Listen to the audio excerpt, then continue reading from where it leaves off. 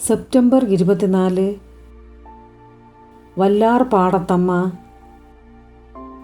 വിമോചന മാതാവിൻ്റെ ചിത്രത്തോടു കൂടിയ പരിശുദ്ധാത്മാവിന് സമർപ്പിച്ച വല്ലാർപാടം പള്ളി വാസ്കോ ഡി ഗാമയോടൊപ്പം വന്ന മിഷണറിമാരാണ് സ്ഥാപിച്ചത്.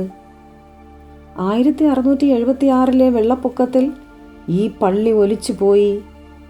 കൊച്ചി മഹാരാജാവിൻ്റെ ദിവാനായിരുന്ന പാലിയത്ത് രാമൻ വലിയച്ഛനാണ് ഈ ചിത്രം വെള്ളത്തിൽ നിന്നും വീണ്ടെടുത്തത്.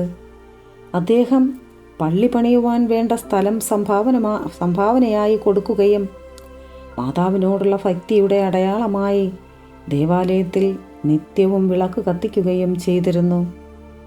അദ്ദേഹത്തിൻ്റെ പിന്തുടർച്ചക്കാർ ഇന്നും ഇത് തുടർന്നു കൊണ്ടുപോകുന്നു.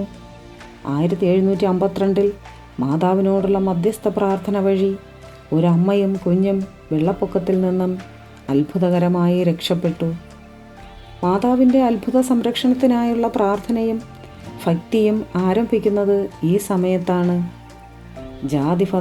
ജാതിമതഭേദമന്യേ എല്ലാവരും, പ്രത്യേകിച്ച് മീൻപിടുത്തക്കാരും കപ്പൽ യാത്രക്കാരും വല്ലാർപാടത്തമ്മയോട് അതിരറ്റ ഭക്തി പ്രകടിപ്പിക്കുന്നു. Ave Maria.